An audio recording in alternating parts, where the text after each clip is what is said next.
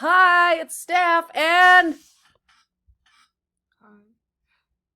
Silas. Woo! We're here again, and today, a lot of you are gonna, I'm talking about some controversial subject about having a smartphone, and today I'm going to talk about capitalism a little bit. And I teach social studies, world studies, 8th grade.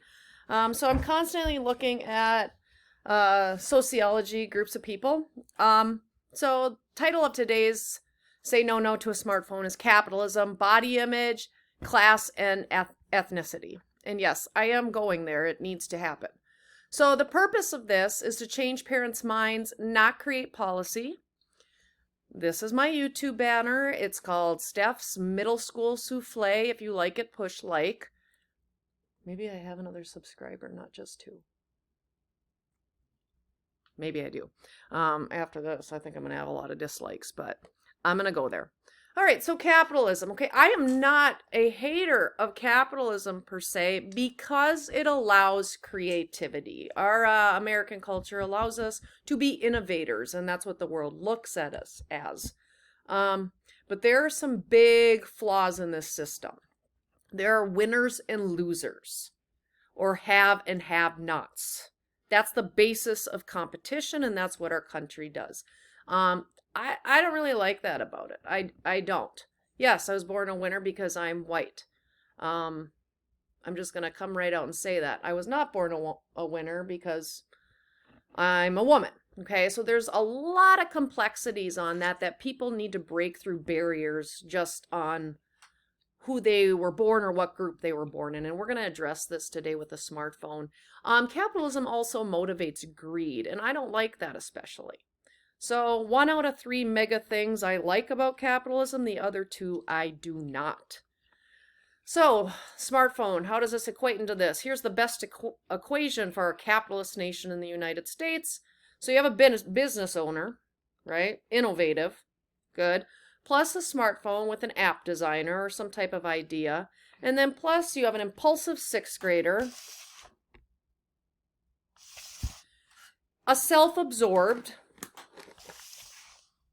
I'm not self-absorbed. Okay, you're not. No, but peer pressured. Sorry. 7th, you're going to be a 7th and 8th grader. And then you add on that layer of being a self-conscious 8th grader, a 13 or 14-year-old. And then you get, it all equals when they have that smartphone. Cha-ching for those business owners and innovators, right? So yeah, I'm worried about that equation. So capitalism equals sexy. We are a celebrity central culture. We love our celebrities, our stars, our football players. Come on now. What do you want to be when you grow up? Athlete. Why? Fun. Fun? They're famous? Yeah. They get that bling, that money, those mansions? What? Did you Okay, say fine. bling? I did. All right, not cool, She not does cool. not know how All to right. use those words yet. Okay, I'm going to stick with my words. Okay, so when you get that, I want you to reflect, parents. So in middle school, now I'm 41 and a half. Some of you might be in your younger 30s. Some of you might be in your 50s. Or maybe you're a grandparent who's listening to this and taking care of the teenagers, right? In middle school, how did you know what was attractive or not? So I watched Saved by the Bell. Kelly Kapowski, she was hot. Zach Morris, AC Slater. I bought teen magazines perhaps, or 17 once in a while. Might have got a subscription. No, I don't think I had a subscription. I think I had to sneak them because my mom didn't let me buy them. All right, so let's go back to development now. I just wanted you to reconnect with yourself.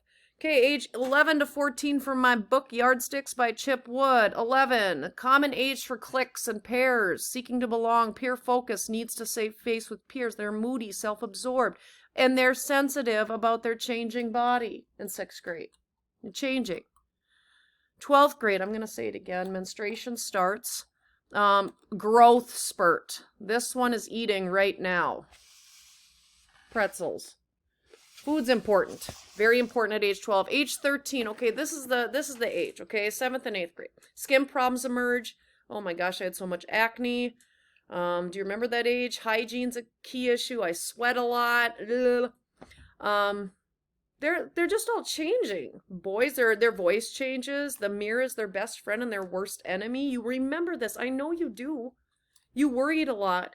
Peer pressure increased. At age 14, girls are almost fully developed. Boys have this growth spurt. Sexual activity, curiosity. And they're often embarrassed to be seen with their parents, or they're critical. They're critical of each other with the way they dress, their habits, their friends, their ideas. Okay, so now this is without a phone who they are, a smartphone, with all the social media and that access 24/7. They're at an age where they're self-absorbed, peer-pressured, and physically changing, and very insecure at age 13 or 14, regardless of what they see. Okay, so they already have this. And now, reality check, you just gave your 11 to 14-year-old a smartphone. And yeah, they see celebrities. And these celebrities have filters on their page.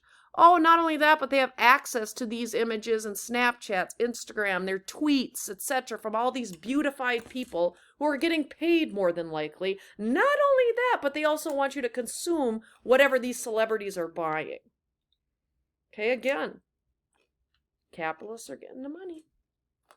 And your child probably isn't going to feel good enough, handsome enough, hot enough, and will constantly be comparing themselves to celebrities at that age. Adults perhaps can handle that. Upper teens can handle that. At this age? No. No, not 24/7 access to celebrities. All right, now I'm going to get really, oh, this is going to be hard, but I need to address it. I'm not a fake person. This is what I'm seeing. Are you okay? Class and ethnicity. Okay, does a smartphone help you compete with the capitalists, the celebrities, and the filthy rich? Okay, does it help you compete with that? All right. I looked at that common sense study and I recommend it. Okay, it's 64 pages long, so I'm citing my source. I got this from Common Sense. It was a census. This one's from 2017 or 2021, yeah. So there is an inequity in computer technology. Large numbers, so I'm reading from this. This is a major issue. I would advocate, instead of buying smartphones, all kids need laptops and computers without the social media attached to them 24/7. And we need solutions to this one. I'll work on that in world studies with my other students. We'll make that a class project. Okay, but here's what they found. Large number of Black, Hispanic, Latino, and children in lower income households still do not have access to a computer at home, one of the most basic building blocks of digital equity. Okay, they need a computer. But I will say not a smartphone. Okay, so let's uncomfortably analyze this data. This is from ages 0 to 8, and I worked in a K-8 program. So I worked with kids who were 5, 6, 7, and 8. I didn't teach them, but I was involved with them. We had buddies in 6th, 7th, and 8th grade with this age group, and I've been a parent at this age group. Screen time, 0 to 8. You can see here that lower income, regardless of ethnicity, had higher average time spent with screen media per day. Okay, so yeah, parent education, high school, race, ethnicity, they broke it down. African Americans and Hispanics spend more time than their white peers or kids, 0 to 8, on the screens. Okay, and I have witnessed this in school. I work in very diverse settings also. Okay, so what's going on? Let's uncomfortably talk about this or reflect on this. There's so many variables that go in this, but I'm going to argue one after this. Okay. Use of screen media is up 17% for tweens and teens since the start of the pandemic. Boys use more screen time than girls. Black and Hispanic Latino children use screen time more than white children. They don't have a computer as much as white children, but they're getting screen time elsewhere. By race and ethnicity, Hispanic Latino students get more screen time. I notice this at my school also, who have phones and who don't have phones. By household income. The lower income tends to spend a lot more time than the higher income on screens. Why? All right, so my friend, my classmate, Paul Knutson, he is a sociology professor in New York somewhere. Hi, Paul. And he sent me this article, or sent me an idea. He's like, hey, wait a minute. Did you know that tech executives don't allow their kids as much time on smartphones? I'm like, no way. They create the social media. Okay, so this is the Snapchat CEO. Grew up without TV and credits technology restrictions to his success. Smartphone tech, market it, and then parent differently. What's going on here? Tech bosses limit their kids' time on smartphones. Why shouldn't we? So again, they create the devices and the idea. They make a profit and they parent differently, saying, no, you can't have this. It's bad for you. But I'll create it and design it and give it to people and sell it to people. Sell it to parents to give to their middle schoolers. But I don't agree with it with my own children.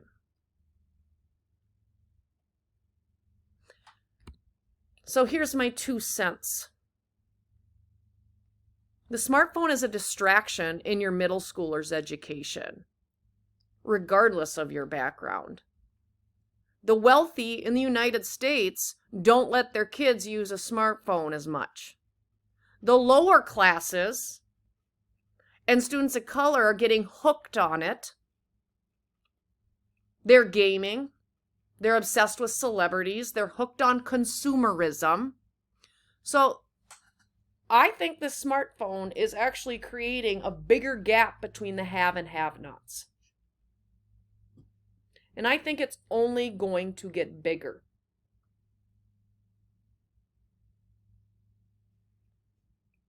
So the wealthy get to stay wealthy and their kids will advance.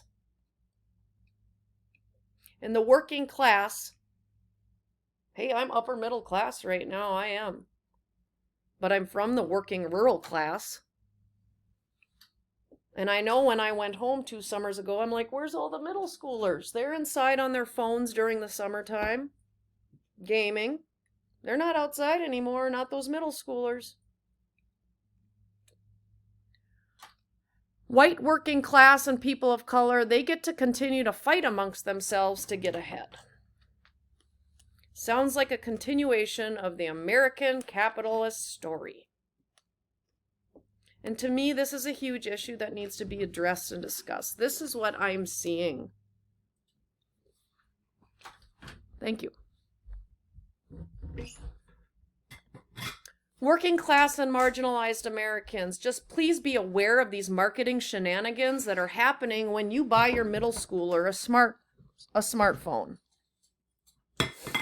Okay, please be aware of that. Or let's talk about it. Let's discuss. If you don't like what I said, then put in the discussion. Or maybe there's other variables. I know there are other variables to this. Tell about what you don't like in the chat. I don't think there's a chat on this There thing. is. There's, Mom, but, okay, YouTube, there's always a chat on YouTube, Mom. All right, so tell me some different variables you're seeing, because what I am seeing is like these people design. Chat. No. These wealthy tech companies, they make the ideas and they market it so well that us working lower class people of color get hooked on this. It's a distraction. We become obsessed with celebrity status. So that's all. And looking good. That's okay. all we have today. So Bye-bye. there I am. Yeah, Steph's middle school souffle. Share it, like it, dislike it. Yep. All right. Next episode, what to do next that you didn't buy your kid a smartphone.